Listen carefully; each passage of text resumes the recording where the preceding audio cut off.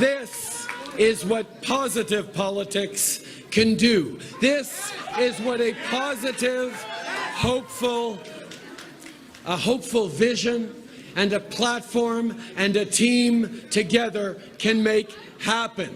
Canadians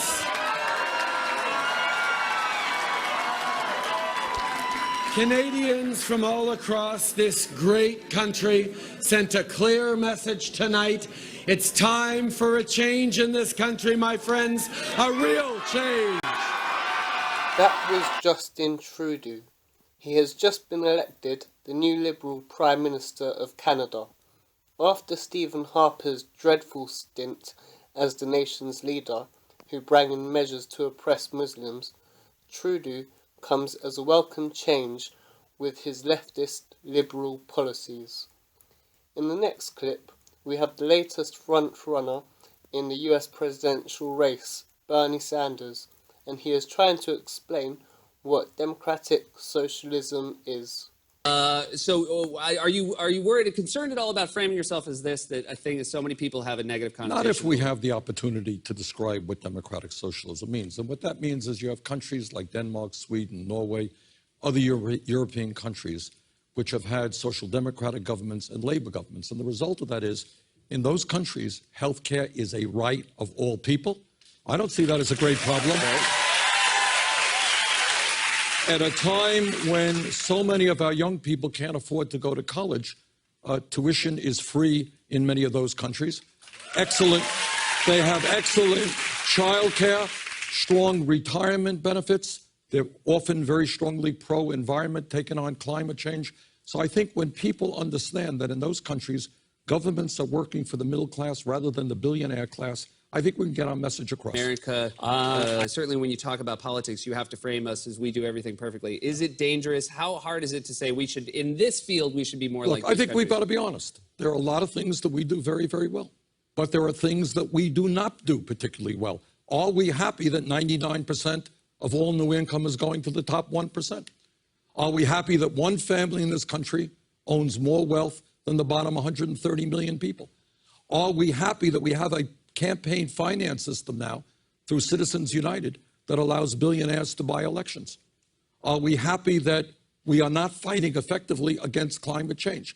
So I think smart people look around the world and they say, look, this is what we are doing well, but this is what other countries are doing well. And I think we should learn and not be afraid to emulate the good things that are going on in other countries. Now As you can see, there are many benefits democratic socialist policies can bring, and they also enable a society to champion itself as forefronters in human rights.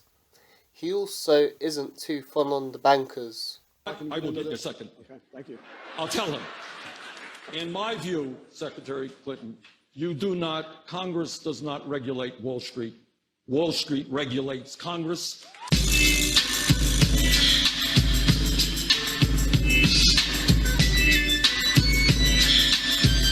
And now we come to Jeremy Corbyn, who has helped encourage a huge surge to the left of UK politics. As you will see, he is very passionate about the well-being of the people of this country and cares deeply about everyone being able to live a life of dignity. The reality is that 3 million low and middle income families are going to be worse off as a result of the tax credit changes. And if the Prime Minister wants to change his mind on tax credits, he's very welcome to do that. There'll be an opportunity next week when there's going to be an Opposition Day debate on this very subject. And I'm sure the Prime Minister will want to take part in that debate and explain why it's such a good idea to make so many people so much worse off. I'd also like to tell him I've had 3,500 questions on housing in the last few days. And I just want to say this. A question from Matthew. This might be funny to some members, but it's not funny to Matthew or many others. Matthew says, I live in a private rented house in London with 3 other people.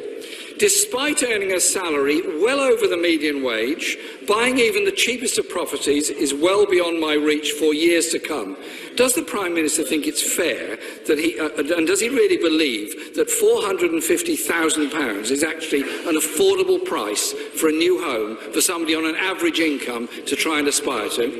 There is a quote from you in the Sun newspaper today from a video you did where you really question the need for an armed forces on the scale that we have it in this country, even after recent cuts. Would you stand by those remarks?